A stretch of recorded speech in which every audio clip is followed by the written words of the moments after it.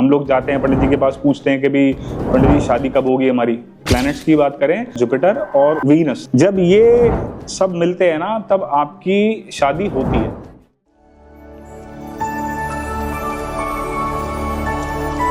सो welcome again, cosmic tailor में फिर से एक बार आपका स्वागत है।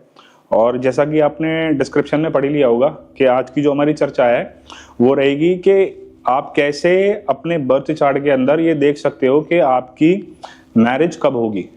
हम लोग बड़े वरीड रहते हैं ना इस सब्जेक्ट को लेके कि भाई हमारी शादी कब होगी, या जो लोग एंथुसियास्ट हैं, जो लोग मेरी तरह बड़ा ज्योतिष को बड़ी गहराई से सीखना चाहते हैं वो भी, लेकिन बड़े बेसिक लेवल पे हैं या बिगनर लेवल पे हैं, तो वो अपने बर्थ चार्ट के अंदर या बाकी लोगों के बर्थ चार्ट के अंदर जिनकी शादियां हो चुकी हैं, तो वो कैसे देखा जाता है कि वो शादी हो गई है। हम लोग जाते हैं पंडित जी के पास, पूछते हैं कि भी पंडित जी शादी कब होगी हमारी। तो there are n number of ways, बहुत तरीके की टेक्निक्स हैं मैरिज को देखने के लिए। हम बहुत ही बेसिक और बहुत ही सिंपल टेक्निक के ऊपर बात करेंगे, उसको डिटेल में समझेंगे कि शादी होती कैसे है। ठीक है, तो शादी के लिए बेसिकली होता क्या है, कौन कौन से घर इन्वॉल्व हैं, कौन कौन से प्लैनेट्स इन्वॉल्व हैं शादी के लिए। देखो, शादी के लिए सबसे इंपॉर्टेंट है आपका लग्न और आपका 7th हाउस, लग्नेश और 7th लॉर्ड।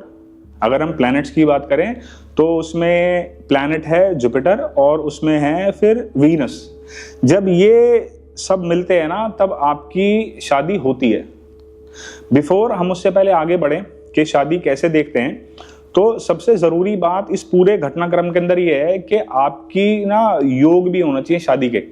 अगर आपका योग नहीं होगा ना तो वो शादी कभी नहीं होगी। भले ही जो हम डिटेल में भी समझेंगे, मैं पूरा आपको एक इलस्ट्रेशन के माध्यम से समझाऊंगा, एक प्रेजेंटेशन के माध्यम से, कि शादी आप कैसे देख सकते हो। अगर योग ही नहीं है तो वो इवेंट कभी नहीं होगा। अगर मान लो आप कोई ट्रांजिट देख रहे हो और आपको उस ट्रांजिट के अंदर दिखाई दे रहा है कि 12th हाउस रिलेटेड कोई घटनाक्रम हो सकता है, तो वो घटनाक्रम तभी आपके लिए घटेगा। आपको लग रहा है कि भाई मेरा ना हॉस्पिटलाइजेशन का, मुझे ऐसा लगता है कि जो गोचर है कुछ हॉस्पिटलाइजेशन लेके आ सकता है मेरी जिंदगी में, तो वो पहले ना योग होने चाहिए कुंडली के अंदर। पूरी एस्ट्रोलॉजी जो चलती है ना वो चलती है योग के बेस पे। अगर आपकी कुंडली के अंदर योग नहीं है, जो प्रॉमिस है बर्थ चार्ट का अगर वो नहीं है, तब वो इवेंट आपके लिए कभी घटित नहीं होगा। और उस इवेंट को जब कई बार वो जोड़ तोड़ से अगर हो भी गया कि कभी इवेंट तो वो इवेंट कभी आपके लिए फ्रूटफुल नहीं होगा। जैसे मैंने एक क्लाइंट के बारे में, एक क्लाइंट की मेरी कंसल्टेशन चल रही थी, तो ही टोल्ड मी कि सर मेरे फादर के पास, तो मैंने कहा तेरे फादर के पास तो प्रॉपर्टी का योग ही नहीं है। He was consulting about his father. तो मैंने बोला भाई प्रॉपर्टी के, तो उसने कहा नहीं सर मेरे फादर के पास तो 4-5 प्रॉपर्टीज हैं। तो मैंने देखा उसमें योग तो है नहीं, लेकिन प्रॉपर्टी मुझे दिख रही थी। तो फिर मैंने उसको बोला, व्यक्ति को मैंने कहा इसका मतलब ये है कि उन प्रॉपर्टीज में कोई ना कोई लफड़ा होगा। कह रहा हाँ सर 4 प्रॉपर्टीज हैं और चारों में ही कोर्ट केसेस चल रहे हैं, चारों में ही कोई ना कोई लफड़ा है। तो योग सबसे इंपॉर्टेंट है। अगर आपको एस्ट्रोलॉजी सीखनी है, समझनी है, तो योगों को समझना बहुत जरूरी है। हर योग होगा तभी वो जो ट्रांजिट है ना, जब गोचर होता है, गोचर इवेंट को कराता है। और इंपॉर्टेंटली फिर आप आओगे दशा पे। आपकी जो दशाएं चल रही हैं वो अल्टीमेट आपका डेस्टिनेशन है। आपकी सपोज 7.5 भी चल रही है, लेकिन अगर किसी अच्छे प्लैनेट की दशा चल रही है, किसी योग कारक प्लैनेट की दशा चल रही है, वो अच्छे प्लैनेट के साथ उसने संबंध भी बनाया हुआ है, तो फिर आपके ऊपर 7.5 इतना बड़ा इंपैक्ट नहीं डालेगी, बल्कि 7.5 आपको कुछ ना कुछ बेनिफिट देके जाएगी। लोग डरते हैं ना 7.5 के बारे में कि 7.5 होगी तो ऐसा हो जाएगा। मैंने उसका एक डिटेल में वीडियो भी बनाया है, उसका लिंक मैं डिस्क्रिप्शन में डाल दूंगा 7.5 के ऊपर, आप उसको भी देखना, तो आपको पता लगेगा कि लोगों की जिंदगियां ही 7.5 में बनी है। बहरहाल अपने टॉपिक में वापस आते हैं कि how to see the marriage. देखो मैं आपको एक प्रेजेंटेशन के माध्यम से दिखाता हूं। देखो ये मेरे पास एक बर्थ चार्ट है और इसमें जो है ये जो चार्ट है ये धनु लगन का चार्ट है, और इसमें जो इनकी शादी हुई थी वो शादी हुई थी इनकी, ये मैरिज की डेट थी, मैरिज हुई थी इनकी 29/1/2005 को। ये एक फीमेल का बर्थ चार्ट है। तो इसमें आप देखो धनु लगन है और शुक्र, सूर्य और बुध ये 7वें घर में बैठे हुए हैं, और जो लगन का मालिक है एसेंडेंट लॉर्ड वो बैठा हुआ है 5th हाउस में। और अगर आप इनकी दशाओं को देखोगे कि इनकी दशाएं क्या कह रही थी, तो आप दशा में देखोगे तो ये 20/1/2005 से और 18/3/2005 तक चल रहा था मार्स, राहु एंड राहु। तो अगर हम इस माध्यम से इसको डिटेल में अगर आप समझोगे तो सबसे पहले क्या मिल रहा है हमें, मंगल एक फीमेल की कुंडली में जो मंगल है वो हस्बैंड है, ठीक है। तो अब इस मंगल को अगर आप देखोगे तो मंगल एक्टिवेटेड है, तो सबसे पहले तो मंगल का कोई ना कोई संबंध आदमी के लगन के साथ, लग्नेश के साथ, 7th हाउस, 7th लॉर्ड के साथ कोई ना कोई संबंध होना चाहिए। तो देखो मंगल की पहली दृष्टि जो जा रही है, अगर मैं यहां से 4 प्लेसेस काउंट करता हूं तो ये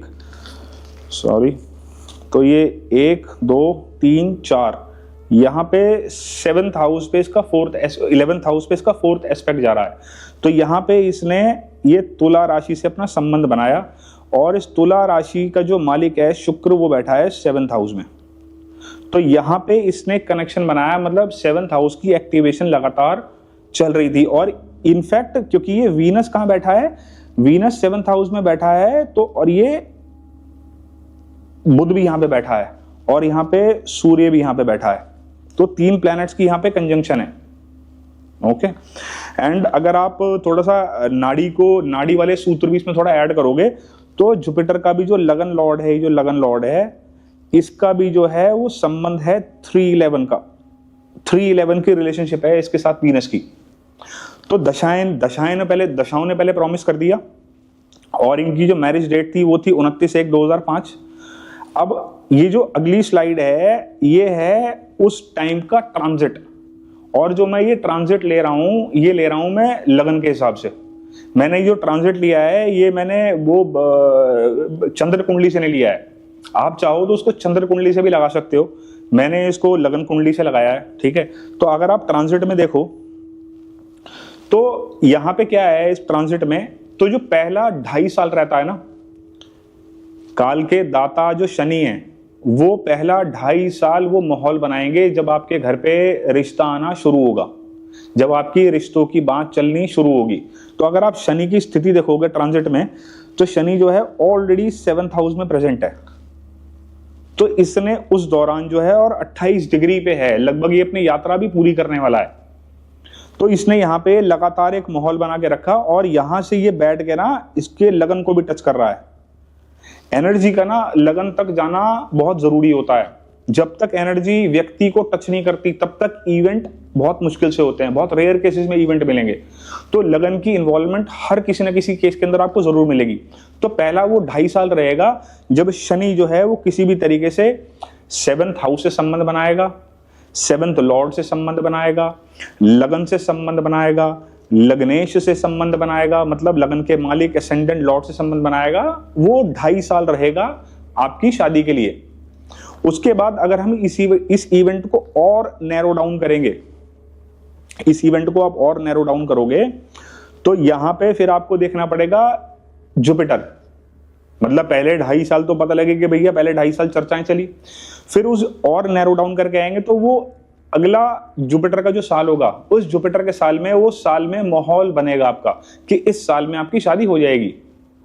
तो जुपिटर को अगर आप यहां देखोगे तो जुपिटर जो है वो यहां पे 10th हाउस में इनके गोचर कर रहा है, और यहां से 10th हाउस से अपने 5th एस्पेक्ट, मैं अपने यहां से इसकी 5 प्लेसेस को गिनूंगा। तो ये 1st place, 2nd, 3rd, 4th and 5th, यहां से ये सीधा अपनी दृष्टि डाल रहा है। किसके ऊपर डाल रहा है अपनी दृष्टि? बुध के ऊपर। बुध के साथ संबंध बना रहा है ना। बुध क्या है इनकी कुंडली में? 7th Lord. यहां पे देखो ये मेन बर्थ चार्ट है। इस मेन बर्थ चार्ट के अंदर जो ये 7th हाउस है, 7वें घर का जो मालिक है वो बुध है, और बुध जो है वो गोचर कर रहा है 2nd हाउस में। तो इसका संबंध भी बन रहा है, ट्रांजिट का संबंध भी बन रहा है ऊपर, मतलब ये आपस में कंजंक्ट है। उसके बाद अगर आप इस इवेंट को और नैरो डाउन करोगे, अगर और नैरो डाउन करोगे तो आपको फिर देखना पड़ेगा मार्स। वो जो मंगल है, मंगल बताएगा कि अगले 40-45 दिन में शादी कब होगी। तो पहला 2.5 साल मिला हमें शनि से, फिर अगला 1 साल मिला हमें जुपिटर से। जब हम उसको इवेंट को और नैरो डाउन कर रहे हैं तो हम देख रहे हैं वहां पे फास्ट मूविंग प्लैनेट्स में मंगल को उठाया। मंगल आपके घर में मांगलिक कार्यक्रम कराता है, तो मंगल जो है आप देखोगे जो मंगल का जो गोचर है वो हो रहा है लगन से। मंगल कहां से निकल रहा है, ये इनका बर्थ चार्ट है, इस फीमेल का ये बर्थ चार्ट है, और इस बर्थ चार्ट में जो मंगल निकल रहा है वो निकल रहा है इनके लगन से। और यहां से जब मंगल निकल रहा है तो वो दृष्टि कहां दे रहा है, मंगल सीधी अपनी दृष्टि को डाल रहा है इनके 7th हाउस पे। तो ये एक सिंपल सा तरीका है मैरिज को देखने का। आप इस तरीके से अगर इवेंट को देखोगे तो आप बहुत आसानी से चीज़ों को नैरो डाउन कर पाओगे, और आप इनको किसी भी बर्थ चार्ट पे अप्लाई करके देखोगे तो आपको बहुत आसानी से पता लग जाएगा कि ये शादी कब होने वाली है।